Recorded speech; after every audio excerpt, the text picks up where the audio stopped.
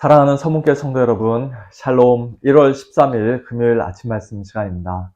오늘 아침에 함께 묵상하실 하나님의 말씀은 민수기 7장 12절부터 89절까지의 말씀입니다. 너무 많아서 다 읽을 수는 없고요. 그중 12절부터 18절까지 그리고 마지막 89절 말씀을 제가 봉독해 드리겠습니다. 첫째 날에 헌물을 드린 자는 유다지파 암미나답의 아들 나손이라.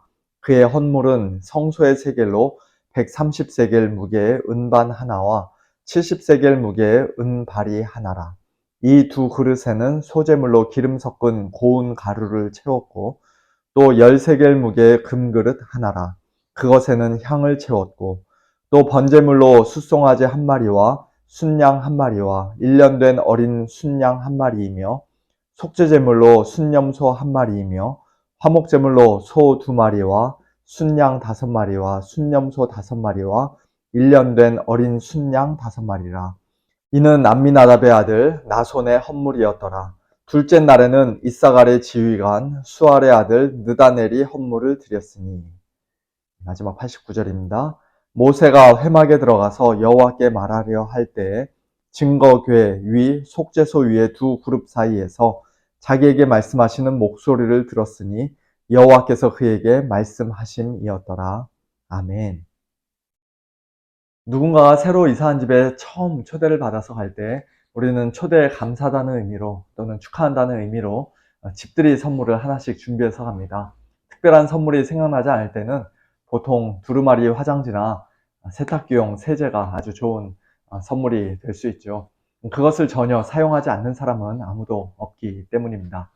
그런데 커피를 마시지 않는 사람에게 좋은 원두 커피를 선물한다든지 또는 고기를 입에도 대지 않는 베지테리언에게 고기 굽는 그릴을 선물한다면 그 선물을 받는 입장에서는 참 난감할 것입니다. 마음은 고맙지만 자기에게 전혀 필요가 없는 것이고 또 원하던 것도 아니었기 때문입니다. 그런 면에서 집들이 선물은 주는 사람 입장에서가 아니라 받는 사람 입장에서 준비하는 것이 기본적인 상식이라고 할 수 있습니다. 오늘 민수기 7장에 기록된 이 사건은 하나님께서 이스라엘 백성들과 함께 드디어 장막에 거하시게 된 것을 기뻐하고 축하하는 일종의 집들이라고 할 수 있습니다. 7장 1절 모세가 장막 세우기를 끝내고 그것에 기름을 발라 거룩히 구별하고 또 그 모든 기구와 제단과 그 모든 기물에 기름을 발라 거룩히 구별한 날에 이 모든 헌물이 하나님께 드려졌는데요. 10절과 11절에서도 제단에 기름을 바르던 날에 지휘관들이 제단의 봉헌을 위하여 헌물을 가져다가 그 헌물을 제단 앞에 드릴 때 그 12지파의 각 지휘관들이 하루 한 사람씩 제단의 봉헌물을 드려야 한다고 하나님께서는 모세에게 명령하셨습니다. 첫째 날에 헌물을 드린 유다 지파 암미나답의 아들 나손부터 시작해서 12째 날에 헌물을 드린 납달리 지파 에난의 아들 아히라에 이르기까지 12지파의 각 지휘관들이 하루 한 사람씩 하나님께 드린 헌물의 내용이 오늘 본문에는 굉장히 길게 기록되어 있습니다. 그런데 한 가지 특이한 점은 그 12지파가 서로 그 크기가 다 다르고 또 사람 수도 다르지만 그들이 하나님께 드린 헌물에는 아무런 차이가 없었다는 사실입니다. 우리가 작년에 살펴보았던 레위기 말씀에서는 하나님께 제물을 드리는 자의 그 경제적인 사정을 하나님께서 고려해 주셔서 가난한 백성인 경우에는 소나 양을 잡을 돈이 없을 때 비둘기를 드려도 되고 또 비둘기도 부담이 된다면 곡식으로 드려도 된다고 그렇게 말씀해 주셨는데 오늘 본문에서는 어느 지파의 지휘관이든지 간에 다 동일한 헌물을 드리는 것을 우리가 보게 됩니다. 그들이 드린 헌물의 내용을 표로 정리하면 다음과 같은데요. 소재물로 기름 섞은 고운 가루를 채운 은반 하나와 은발이 하나, 향을 채운 금그릇 하나, 번제물로 숫송아지와 순양과 1년 된 어린 순양 각각 한 마리씩, 속죄제물로 순염소 한 마리, 그리고 화목제물로는 소 2마리와 순양과 순염소와 1년 된 어린 순양 각각 5마리씩 그런 식으로 12지파가 다 똑같은 헌물을 드렸습니다. 엄청난 양이죠. 이 많은 것을 지휘관 개인이 혼자서 다 준비하여 드리기에는 도저히 불가능한 일이었기에 분명히 그 지파의 모든 사람들이 각각의 형편을 따라 십시일반 자기 소유를 지휘관에게 주어 다 같이 한마음 한뜻으로 함께 준비한 헌물을 하나님께 드린 것으로 우리가 이해해야 할 것입니다. 그리고 하나님께서는 그들의 그 모든 헌물을 기쁘게 받으셨다는 표시로 회막에서, 즉 하나님께서 임재하시는 그 장막의 지성소에 있는 증거계 위, 속죄소 위의 두 그룹 사이에서 모세에게 말씀하시는 장면으로 이제 오늘 본문 말씀은 끝이 납니다. 이처럼 12지파가 모두 다 동일한 헌물을 하나님께 집들이 선물로 드림으로써 규모가 큰 지파 사람들은 자기들이 하나님께 제일 많이 드려놓으라고 우쭐대지 않았을 것이고, 또 반대로 규모가 작은 지파 사람들은 우리는 하나님 나라에 별 도움이 안 되는 사람들인가 보다, 우리는 그저 2류, 3류 지파인가 보다 라는 그런 열등감에 사로잡히지도 않았을 것입니다. 그 규모와 크기에 상관없이, 사람 수에 상관없이 하나님께서는 이스라엘 모든 지파에, 오늘날로 치면 이 세상 모든 교회, 또 우리 교회에 속해 있는 모든 구역에 헌물과 헌신과 기도와 섬김과 봉사를 동일하게 귀히 여기시고 또 기쁘게 받아주시는 분인 줄로 믿습니다. 특별히 속죄 제물로 순념소 한 마리를 모든 지파에서 동일하게 드렸는데요, 각 지파의 규모가 크든 작든, 사람이 많든 적든, 또 그들의 죄가 어떻든지 간에 모두 다 동일한 한 마리 순념소가 그들의 죄를 위한 속죄 제물로 드려졌던 것처럼, 오늘 저와 여러분의 죄를 위해서도, 이 땅에 있는 모든 참된 교회와 성도들의 죄를 위해서도 오직 예수님 한 분만이 우리의 충분하고도 유일한 속죄 제물이 되시는 줄로 믿습니다. 예수님께서 사도 바울을 위해서는, 또는 대형교회를 위해서는 피를 10방울 흘려주시고, 저와 여러분 같은 평범한 사람들을 위해서는, 또 우리 교회처럼 규모가 좀 작은 교회를 위해서는 피를 한 방울만 흘려주신 것이 아니에요. 똑같은 피를 흘려주셨고 가장 귀한 목숨을 우리를 위해 내어주셨습니다. 그것이 얼마나 감사한지 모르겠습니다.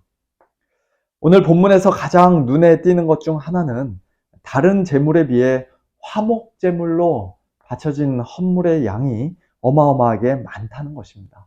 소제물, 번제물, 속죄제물을 다 합친 것보다도 화목 제물로 바친 헌물이 훨씬 더 많습니다. 우리가 작년에 레위기 말씀을 묵상하면서도 이미 살펴보았던 것처럼 화목제는 이미 자신의 모든 죄가 하나님께 용서받고 하나님과 화목하게 된 것을 기뻐하고 즐거워하는 가운데, 화목제를 드린 사람이 그 제사에 함께 참여한 사람들과 함께, 마을 사람들과 함께 화목 제물을 다 같이 나눠 먹으며 서로 교제하는 일종의 잔치라고 할 수 있습니다. 오늘 본문에서도 이 화목제가 끝난 후에는 제물로 드렸던 소 2마리와 순양 5마리, 순념소 5마리, 1년 된 어린 순양 5마리를 어떤 식으로든지, 바베큐 요리를 했는지 국으로 끓였는지 우리가 잘 알 수 없지만, 어떤 식으로든지 온 지파 사람들이 함께 나눠 먹으며 기쁘게 잔치를 벌였을 것입니다. 이러한 원리는 오늘날도 마찬가지라고 할 수 있습니다. 우리가 이런저런 모양으로 하나님께 드리는 헌물은 빌립보서 4장 18절 말씀과 같이 하나님께서 받으실 만한 향기로운 제물이요, 하나님을 기쁘시게 하는 것일 뿐만 아니라 교회 공동체를 든든하게 세우고 또 성도 서로 간의 교제와 유익을 위한 기쁨의 잔치가 되는 것이기도 합니다.